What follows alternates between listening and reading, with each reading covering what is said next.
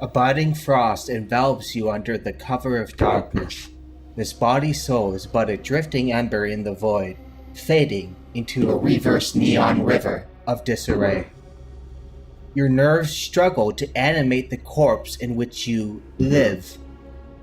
There's nothing but stillness located in your chest, a silence that promises far more subtle shades of pain, echoing its phantom intention into the distant future. History and destiny thus collide, for fate is made by walking its path, heaven is sustained by earth, yet the present tense is all too familiar, safe and welcoming in its own cruelty. Tracing lines of infinite possibility, this body-soul is scarred and torn, wretched mockery of once pure design. Every symbol carved onto your flesh obtains great meaning, but their magnitude escapes you. So you arise, subject to neurochemical overdrive. A violent island wave completes your new existence. The spasms and tremors imprint life. You are never more present than now, when enveloped in mystifying horror. With no more guidance than brute stimuli and carnage, you relent to the treacherous path before you. All of this has happened before, yet need not happen again. One must discard the strain of mortality, reset and display anger sequences, conceived and reversed neural patterns of hate. You! What is it that brings you here? Have you come to see firsthand the misery you have wrought? Perhaps in death I still hold some shred of use for you, my love. Far too much is contained in a name. One need not posit Plato's naturalness of names to accept this.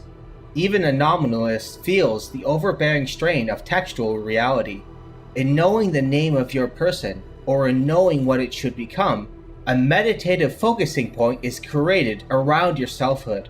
You establish a reference with which to guide the way, a blazing torch chasing existential shadows out from the eternal night. One may name many things, obtaining power and purpose with each act performed. It is a way to legislate values and to tie your deeds to them. A name does not require a definition or even a consistent mark of content. It only needs to possess an entirely sui generis being.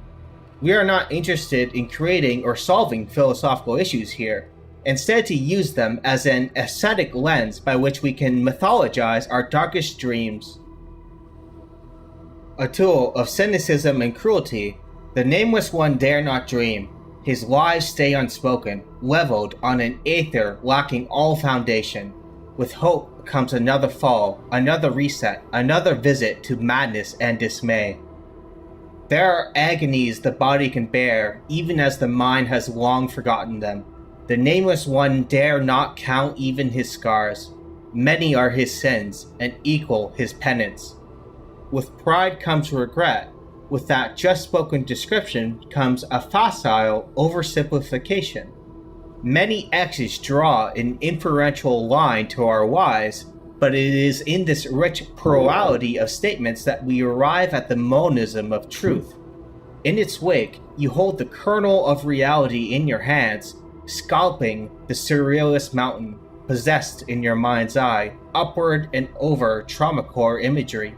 At the peak of your potential, you survey the horizon of winter's barking breath. Echoing the faceless, these lonesome footsteps steal only your burden. Such is the curse of immortality. Having died countless times, every aggregate taste of death brings him closer to total dissolution. If the Nameless One does not come to know himself, he will surely lose himself, wandering through the haze of madness for all eternity. For a man who has all the time in the world, the clock is certainly ticking. The world is a shape to hide the truth from your eyes, and unless the Nameless One can persist beyond the divine veil of light, our quest will end just as it began, with ignorance and despair. The mortuary is built like a spider, its rustic and cruel interior encased in cold obsidian black. Many strangers, secrets, and echoes of the past mark the living graves we encounter. For the Dustmen, a Buddhistic faction who yearn to break the cycle of rebirth and achieve true death, summon corpses to do mundane labors here. One can sign their corpse over to the Dustmen in exchange for coin or some favor, and many grave robbers exploit ethical loopholes therein. The mortuary is where the Nameless One first awakened, and it is where he must always return. Hey, Chief. You okay? You playing corpse or you putting the blinds on the Dusties? I thought you were a deader for sure. Mort is our first friend we face, and many lies does he cloak under a new, honest frame of bone and desperation. For it is written on your back, "Do not trust the skull." But such were the writings of a bitter malcontent, yourself, in another lifetime, not so long ago. Mort dare not tell you this, but as with all of his lies by omission, it will come back to haunt him.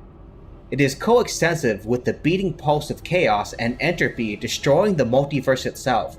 Yes, there is much in a lifetime, even when forgotten to myth, rot in time. Our friendly floating Mimir, though that is too dangerous a name, half a truth, just as the Nameless One is half a man, acts as our textual guide to the Planescape universe. It takes experience and unlikely stimuli to fully pry the truth of his nature, and for now Mort can only speak with the labored breath of fear, even as his intonation boasts confidence, wit, and charm. It is never known who the Nameless One becomes upon awakening. We have been many things, our crimes and our heroic acts beyond counting. To name these deeds would to mark a pattern across the planes themselves. As such, it already wears that scar. In the many heavens and the many worlds, there are darker things than men may dream of. Another important resident of the cryptid labyrinth, Dionera unleashes her fury at us immediately. Possessing the oracle gift of sight, she can see into causal lanes we cannot perceive, and even absent this gift she would still be in epistemic advantage over the Nameless One. She harbors much bile and bitterness toward one who has come before, one of many characteristic forms of the Nameless One, but ultimately relents and speaks a gentle prophecy to us. Her importance is paramount, yet tastefully understated when we first meet her.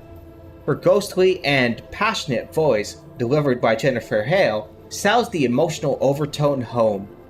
This is a woman who has lost everything and, as we will later discover, gave it to a man who appreciated her sacrifice not.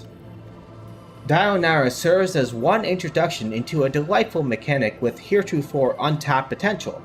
Any chance encounter, with the right dialogue option or skill check, can spark one's memory, allowing new hidden insights into the developing tale, or otherwise unlock strange new abilities that truly mark the wild inhospitality that defines Planescape.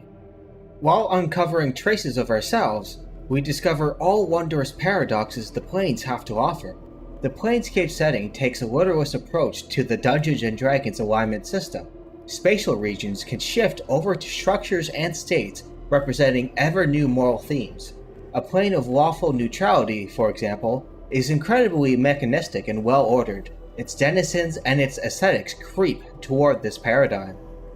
It takes a great amount of belief and collective will to shift the alignment of a spatial region, but it can be done. As such, for Planescape Torment, if it can be valued, it will be valued. Chaotic evil, championed by the Tenari, has enshrined the Blood War, a conflict beyond measurement raging across the many hells. Contrariwise, you can find creatures of lawful evil, Batizu, fighting the same war, who much prefer a tidy totalitarian police state to absolute frenzy and the abyss. For all creeds and ideals, the multiverse thus speaks over them, saints and sinners joined together in a single endlessness. The Blood War seems like a tangential incident, yet that is not so. We shall come to know its significance when this essay triangulates onto itself. Endure.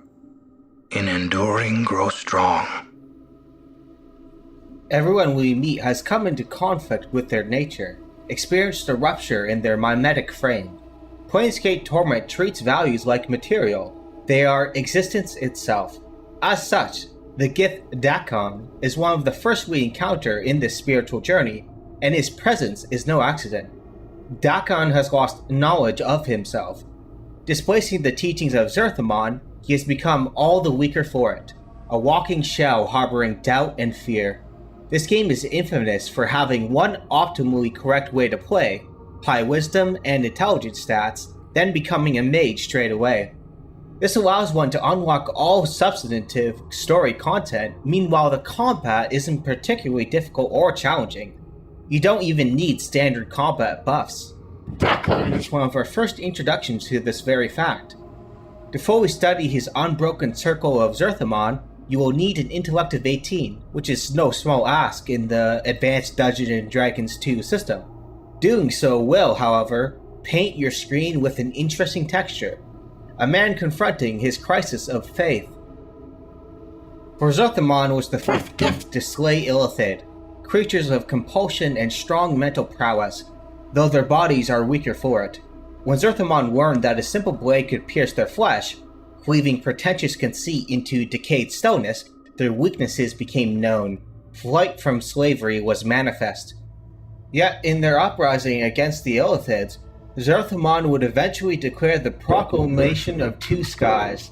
Whereas many wanted to annihilate the Illithids and then turn their wrath toward the wider universe with their newfound power, Zerthamon stayed true to the emancipatory goal. One was to fight against slavery, not perpetuate it. This was made clear upon the blasted plains. Civil war was the result.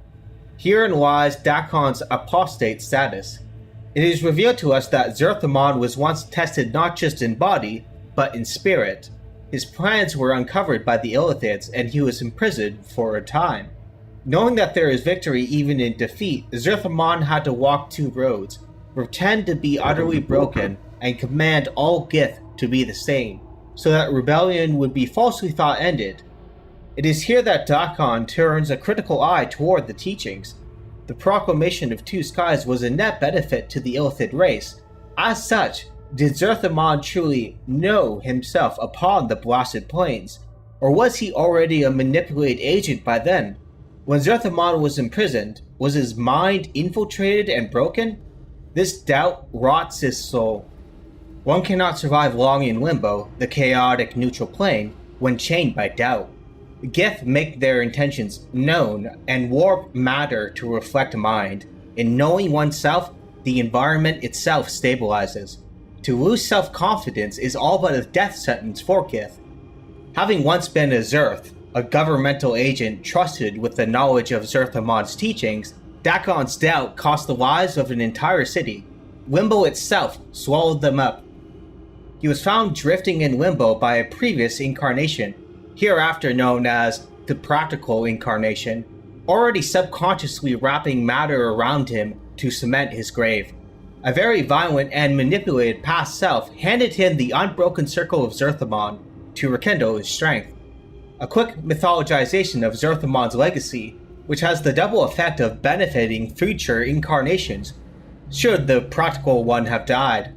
As such, in progressing through the unbroken circle of Zerthamon, we come to know ourselves and Dakon comes to know himself, while obtaining greater knowing of Zerthamon's heart. There cannot be two skies, but there can be three pulses beating in one heart chamber. All these spiritual awakenings begin in Sigil, the great host of mirrors and doors. With a simple thought or fleeting sensation, occurring at the right time and place, one can open portals into other dimensions, whether it is a few kilometers away from your present location, or otherwise dissolving you into the negative material plane. The possibilities are without limit. It is for this reason we meet an interesting side character, Ingress, who had one such bad experience. Traumatized by stepping into the wrong door, she has been wandering Sigil for decades, afraid to go through any physical or potential door, for fear of where it may lead. One can reflect on our current culture, ruled as it is by neurosis and a pathological demand for security. Much like Ingress, we are far too frightened to ever stoke the wheels of change. Many such sights await us in the Planescape multiverse, where axiarchism is true and spatial paradigms grow ever destabilized, and the lines of causality disintegrate before our everlasting quest for knowledge. One of the first sights to grace our eyes when sneaking out from the Dustmen and entering Sigil is Anna, the daughter of Farod, a collector of corpses, stripping them of value to resell them again and again to the dusty cult of death. Anna felt an ineffable pull toward the dark valley in which the Nameless One last died. Upon interrogation, this is the only explanation she can offer, simply that she was supposed to be there. She lies thrice about it, reminding us of an important rule of the planes, that events play out in threes, a metastatic triangularity stretching itself across space and time. Fel, a Dubos, builders and maintainers of Sigil, answering only to the Lady of Pain, the mysterious and unpredictable entity who rules over Sigil, gives us an early hint of an answer as to why Anna, of all people, would become a companion character. We bear the symbol of torment, thus drawing all others to the Nameless One's plight in resonance with their own echoed suffering. His mortality stripped from him, nothing filled the void but pain and anguish, which draws those suffering, more importantly, those in conflict with their nature, toward the radiant source. One can hear precursive echoes of the exile in Knights of the Old Republic too. Like the exile, shared pain is the most tangible source that binds them together with any and all potential companions. The Nameless One's plight and transformation was enough to inspire even the most jaded hearts, leading a weathered night hag to start asking people, what can change the nature of a man? As the Nameless One himself once observed, if there's anything I have learned in my travels across the planes, it is that many things can change the nature of a man, whether regret or love or revenge or fear. Whatever you believe can change the nature of a man, can. I've seen belief move cities, make men stave off death, and turn an evil hag's heart half-circle. This entire fortress has been constructed from belief. Belief damned a woman whose heart clung to the hope that another loved her when he did not. Once, it made a man seek immortality and achieve it, and has made a posturing spirit think it is something more than a part of me. Referencing Ravel, the evil hag whose heart was pitched half an octave in a brighter tone, the question she echoes hangs over the entire story, but is not the meta-theme meant to tyrannize every scene. The spiritual successor to Planescape Torment, Tides of Numenera, understood this exceptionally well. Arbitrary encounters with wondrous and impossible beings is a constitutive part of self-discovery and self-creation. It is not one big question, for we are not making a mid-wit big think video. We are here to calculate what lies beyond happiness and sadness. There's madness in self-assurance and self-reliance. Ravel knows this all too well. Many are the stories told about her, none of them endearing or bright. Yet one thing requires me, the hag herself, to understand. She is an agent of chaos, not evil made manifest. Functioning like a precursor to Kreia in Knights of the Old Republic 2, she believes that any creature, no matter its nature, should live in a state of natural freedom. As such, it came to pass that she would undo Sigil itself, for it exists as a cage surrounding the Lady of Pain. Such a divine and magnificent creature, she held, should not be confined to a border world stretching the membrane of the plains. Right before she could complete this task, she was, as the denizens of Sigil put it, mazed. To be mazed is to enter a secluded segment of space and time, a pocket dimension meant to imprison beings for all eternity, leaving only faint hope and obscure means of escape to further torture the victim. Yet Ravel is no fool. She has long known how to escape this confinement. She simply chose to remain. For she has already seen the multiverse and its wonders, participated and observed the rot and corruption permeated around it. Tendering her garden in solitude was enough. Poor Ravel, whose heart has been glistened against her nature. Compassion stagnated her soul. Redemption is revealed to be spiritual rigor mortis. As Kreia would say, redemption is a loss of self, a fall that few recover from. And much does Ravel have to say about our potential companions. To meet Razzle Puzzlewell is to fold the diachronic of the Nameless One back onto itself, describing a perfect circle to where it all began, though not precisely at the same location. Fall from Grace represents just such a person who bears the strain of eternity, the ultimate growth that comes with overcoming your nature, the profound misery that all zest for life entails. Once a Tanar'ri, a succubus sold into slavery by her mother to lesser demon lords, she learned to invert her sexual perversions into a cerebral game. For Tanar'ri often employ demons that are bound by law, contract, and are duty-bound to uphold their word.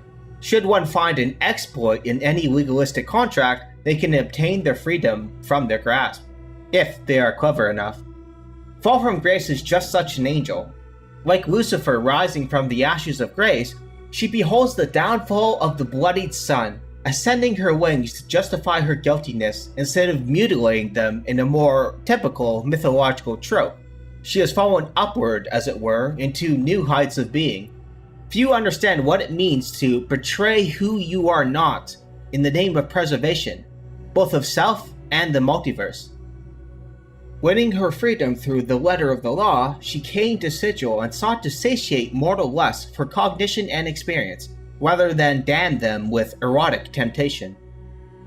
Not all torment is born of flesh and bone. Nordum is a rogue creature originally hailing from Mechanus, a plane of pure regimentation and law. His race exists as a collectivity, their souls participate in one continuous source. But should these modrons be exposed to excessively chaotic and varied stimuli, they break. The collective one shrinks into the individualistic one, forcing them to define the scheme for a new design, a self-perception in their mind. When a unit breaks from the morass, they take a piece of that collective essence with them, disconnected from the otherwise unitary stream.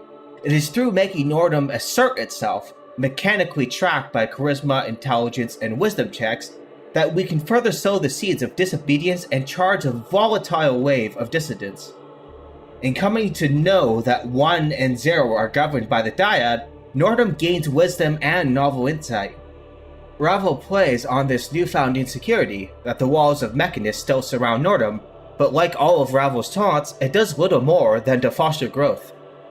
One can choose to embody the spirit of Mort when dealing with Ravel, for it is revealed through a series of interlaid companion interactions and chance stimuli that the practical incarnation walked the hells and faced the Tower of Skulls, upon which Mort pushed himself forward, promising knowledge in exchange for his freedom.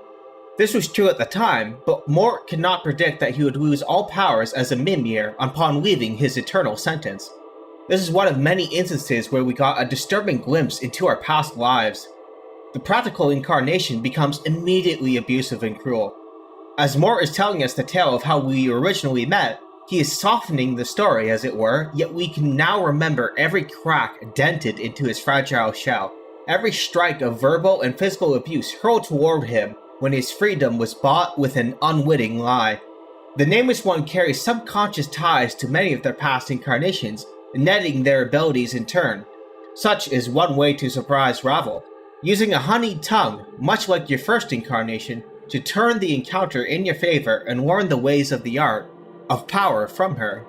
When it comes to Planescape Torment, perception is reality. Yet still it is the case that, for Ravel, it does not necessarily matter how you carry yourself. Her decision was made a long time ago, seduced by the charisma and presence of the first incarnation. To make a mortal teleologically immune to the kiss of death, that was a challenge she could not resist. She would, of course, immediately test its efficacy upon completion, killing the first in the process. And as you died, she watched the spark of life, memory, flee from the reflection in your eyes, leaving vacant emptiness in its stead, amnesia. That loss of meaning touched even her evil heart. Everything you say to her has mechanical impact, thus defining in her eyes who you could be, but she still sees the man that swayed her so long ago. We can, in turn, experience this from the other perspective. For after Ravel is dealt with by your mortality, revealing itself through shadow and obscurity, we can find the fading echo of her presence in old Mabeth, the same kindly character who can teach us the art, how to become a mageling. Her identity conditions are obscure, recalling the rule of three. Thrice have we encountered Ravel along our journey, all as essentially good people looking to right wrongs in the multiverse. Mabeth herself does not entirely identify as Ravel, but the same essential spirit is there, and we may watch her die in a truly heart-strumming sequence. She asks only for forgiveness and understanding. The Nameless One should grant it to her. Ravel has been waiting out the stream of time through the prism of an empty hourglass. Her final moments need not be so wretched and cruel. Just as Ravel fades away in a cage in which she willingly burrowed, the sands of time are caught in cosmic winds sweeping away all potential answers for the Nameless One. He can die many deaths, yes, but so too will all textual imprints that could provide him answers. Betrayals amount, and we can see the initial seeds for what would heavily define the character Kreia and Knights of the Old Republic 2 itself, a theater play of feints and counter maneuvers, all fueled by resentment, loss, regret, yet standing purified, in a sense, by the boldness of those who champion their dangerous ideals. With that determination and drive comes a raging fire that burns to a center all that stand in their way.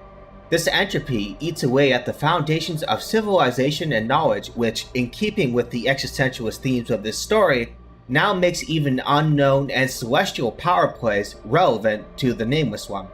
We must shine the scorching light of truth on the shadows that haunt us.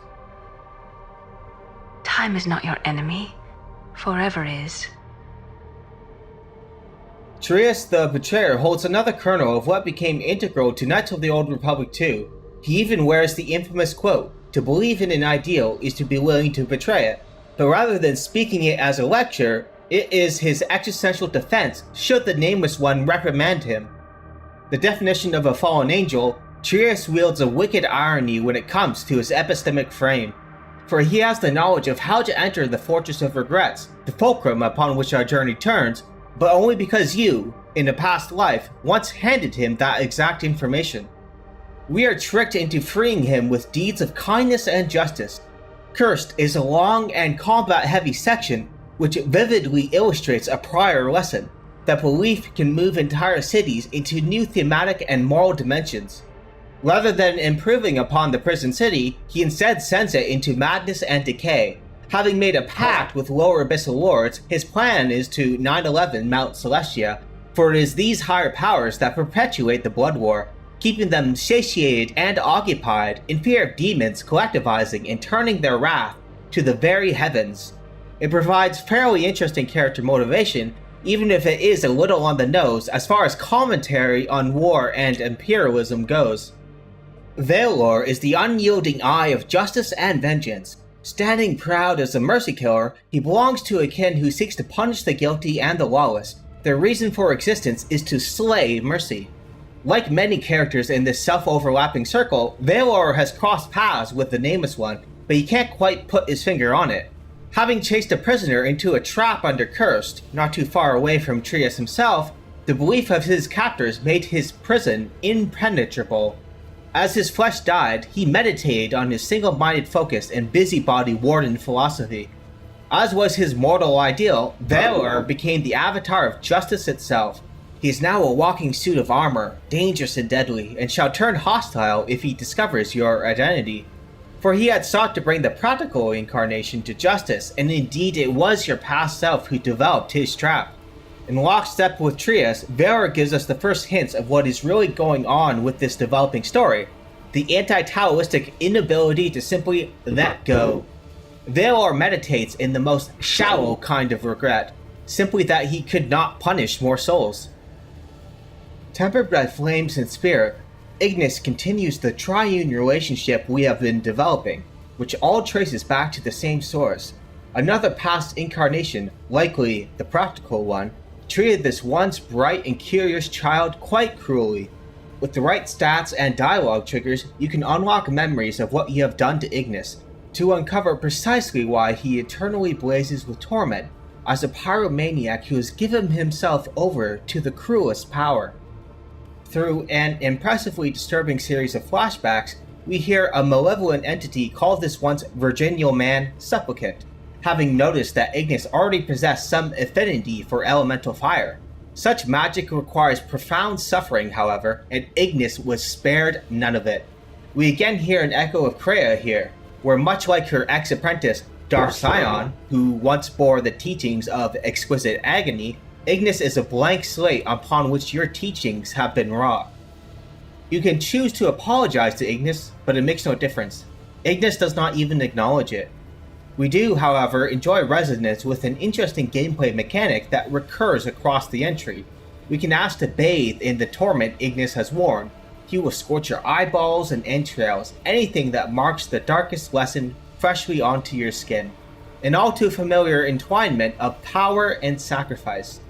Trias, Valor, and Ignis form a hyperstition that resonates with the Fortress of Regrets itself, the final act in the game and our sustained reason for existence. For they carry important and unflattering details of the Nameless One, guiding the way to finding his true self and his true name. When we enter the Fortress of Regrets, we find ourselves in the negative material plane, therein a pocket dimension at that, cut off from the planes in general. It is not even a border world. Separated from our companions, we face nothing but shadows and the bitter mark of our previous failure. The portal toward this mysterious place lies exactly where we began, activated right where we woke up in the mortuary, waiting for us to recall regret to open the way. Mort and Dakon, of course, were already deeply familiar with this fact. They were previous survivors when the Practical One dragged them into his suicide mission. This dark and evil incarnation was a hyper-competent genius, putting into question our chances of success. Yet as Mort assures us, the true test is not of wit, muscle, or skill. It is that of virtue and spiritual constitution. The Practical One was always doomed, for he had nothing but wrath and egocentricity. One cannot dismantle a spatial dimension forged by regret if they are barely familiar with the emotion. To slay ourselves, we must first become human. A violet mist clouds our sight as we journey further through darkness and shadow. We come to shades of the Nameless One, representing each dominant alignment, but also that which has retained the greatest presence in his mind. Depending on certain conditionals, this moment can either be incredibly emotional or incredibly obscurant. It is where Planescape Torment finds its apex. Your character stats, whether you've kept Farod's bronze spear in your inventory, and whether you've learned a dead language, all affect how this critical scene plays out. To uncover every labyrinthian bit of information about the Nameless One, we must have treated the entire journey the same way, digging into the roots of truth with hungry minds and feral hands. Having learned the Uyo language, we can dispel the paranoid one's delusion with genuine compassion and grace, for they awoke to a world of fear and reacted just as strongly. We receive quite overt evidence for their existence in the world, leaving traps and sensory stones, scrolls, and fortifying a tomb built by the Practical Incarnation.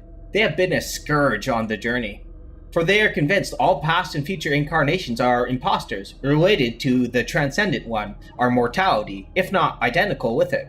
The ending scene between the two can be beautiful, should we choose mercy and understanding. As they enter our consciousness, we come one step closer to becoming complete, and this applies to the entire triune of incarnations we find in the Fortress of Regrets. Depending on how much content you have explored in the game, alternatively obvious and obscure in variety, we may have a volley of questions for the Practical One. Curious to note is his unfamiliarity with Ignis, which may suggest only the name is unknown to him. After all, the memory implied to be his recalls torturing a corporeally intact Ignis referred to as supplicant. Otherwise, we owe much to this sadistic and evil creature, for they wrote the tattooed journal that Mort read on our back. They left all other helpful clues for future potential incarnations should he have failed. A complete inverse of the paranoid incarnation, this entity is malevolent but extremely competent. Having found the Fortress of Regrets without enlisting Ravel's help, this creature of means does, of course, desire to become the dominant consciousness in your mind. Yet this is a posturing spirit which thinks it is more than some part of you, little different from the Transcendent One itself. Now at last we come to the misleadingly characterized good incarnation. As already noted, Planescape Torment takes a literalist approach to Dungeons & Dragons alignment conventions, then gives them explicit form and substance. Here our good incarnation is not a moral constant, but a dynamic of pain and regret. For if you have the right intelligence check, one can easily discover that he was the original incarnation, the first, the one who committed uncountable and unspeakable crimes, leading him to pursue Ravel in a quest for immortality so that he could right his wrongs and avoid eternal sentence to the many hells. This, quite ironically and tragically, clearly backfired, for future incarnations themselves went about to commit as many crimes as they did works of benevolence. Here we have come full circle to where it all began, and what a changed man is before us. The quite literally named Fortress of Regrets is built by this incarnation, primarily, a palace in your mind yet transcending the planes themselves. No matter if you find out his true nature, there's no friction involved in merging with him. He simply wants to help. If you have picked up the bronze sphere from Ferod's dead corpse, who will be consumed by darkness and shadow right after giving it to him, you will find that it is suddenly accessible. The good, or shall we say original incarnation, is fading from your mind, but glimmers of consciousness still remains. He gently guides you into learning your true name, not letting the Nameless One speak it out aloud, for it is dangerous knowledge to externalize. In coming to know this final piece of yourself, your proper name, the symbol of torment peels itself off your flesh, becoming an infinite use scroll to use in combat, unleashing the suffering of all your past lives onto the target. This textual cutscene is one of the most beautifully paced and written moments in the game, and even upon know-it-all playthroughs, it never ceases to move my heart. Having purged the poison of delusion from our veins, extracting a final apology or consternation, depending on your choice, from Dionera, we ascend to the theatrical backstage of this grand shadow play. So you have come. You are unwelcome here, Broken One. This shall be the end of matters between us.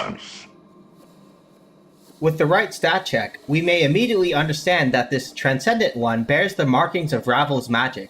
It is our disembodied mortality, a fact hinted at many times in our journey, possessing all our memories and power from before our first death.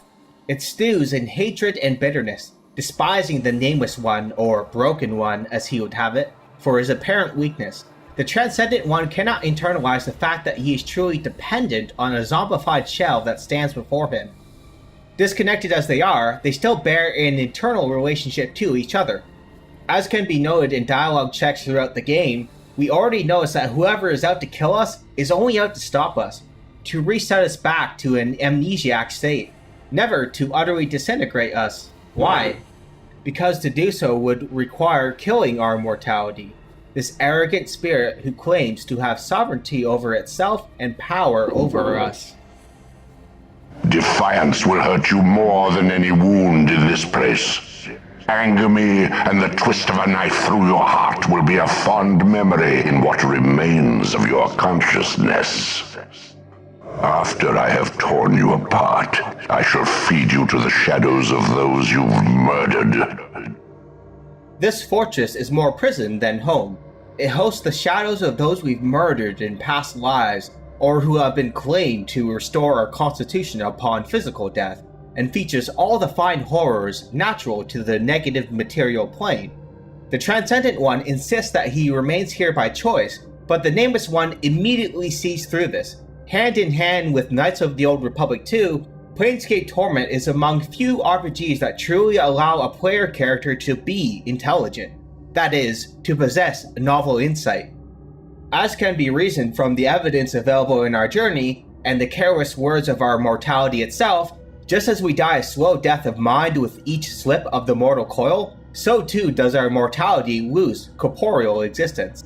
It is why it shows Ravel's bone weave so strongly, despite despising her and everything reminiscent of her. These remnant magics prevent entropy from claiming this embodied force entirely. The ugly final state is this: the Nameless One goes mad for all eternity, while the Transcendent One eventually lays dead in this tomb beyond the planes. We're offered many choices to deal with this fatal encounter, and the RPG adventure itself makes itself known through this fact. Should we have found the Blade of the Immortal, which is a construct we can obtain from a golem hidden in the upper wards, a chaotic force of entropy whose ultimate mission is to bring eschatology to life, the end to all things, we can coerce our mortality into merging with us, for it is a weapon that can kill even this immortal being, but only when they've lost the vital signal of the planes, And here we are. Similarly, if we have uncovered our true name, its power alone can complete the same result. Investigative wisdom and intelligence can persuade our mortality into believing it is the only result, and if our will is strong enough, we can legitimately threaten to de-atomize ourselves with willful concentration alone, now that we are cut off from the planes and reside in a place where we can truly die. The fate of your companions hinges on such choices, but the end result is the same. Whereas Knights of the Old Republic 2 would leave a final gesture of rebellion against the ancient Sith and the Force itself, this highly similar story focuses on amor fati and acceptance. Once we have merged with or slain our mortality, great powers are alerted to our presence and the historical slice of our many crimes. Relenting to the purifying blaze of hellfire and waking up as a fresh conscript in the eternal blood war, the Nameless One maintains a stoic posture, walking calmly into the heat of battle, having resolved his past and resisted the spirit of entropy, the life-destroying force that stabilized his now fated immortality.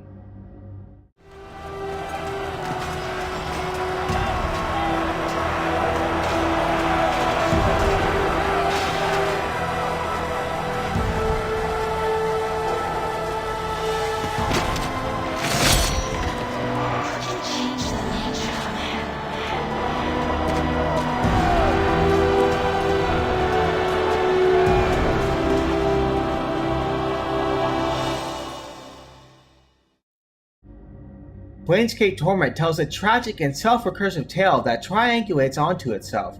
Through the triadic alignment system, the three dominant personalities in your consciousness, thrice solitary times we have met ravel face to face, and many other playful resonances the writers implemented into this existentialist story, we skillfully discover one of the more ancient philosophical concerns: learning how to die well. It is this confrontation with death's evil eye that we find renewed vigor, strength, and become all but immune to torment itself. When a person can endure many agonies, die countless deaths, and still meet this cruel universe with only silence, we obtain victory over the most fundamental and malevolent forces marshaled against us. The radiant strength of humanity is dissolved yet found through oblivion. To reach the apex of life is to walk with sorrow as your companion. It is to affirm your own desolation, to playfully yank on the threads tying you to the natural universe, determined to make a puppet out of your personal humanity, to take pleasure in that which you control and cannot control, to laugh in the face of death, to weather the storm of this fearful life, to draw a straight line across the peaks and valleys of your emotional Sahara, your persistence, your alleyway of health, to move between devastation and exhilaration as if they were one continuous state of mind, to knock on the doors of your distorted impressions that hide the self from yourself, never expecting an answer, to create your own answers to all questions, to physically disintegrate as you discover new terrains of living littered with the tears of your numerous experiences, to forever choose destruction and bliss. We have thus explored one of the certifiable greats of video game narration, and one can hear echoes of future cult classics in this atypical and eccentrically designed title. There are, of course, numerous realms of suffering and misery to be explored in this format. The early industry's love of Gnosticism and existentialism has served it well. As such, in my continuing endeavor to extract the deadened and black bile of profound agony from this historical diachronic, I must take the time to thank those who continue to make it possible. People such as Sarah Neste, Eppinger, Gustav Schial, Efribrew, Palomar, Fall from Space, Thanatos, Ronja Hao, Gioa Kim, No Name, and to those who remain anonymous and everyone else who has silently supported me throughout the years.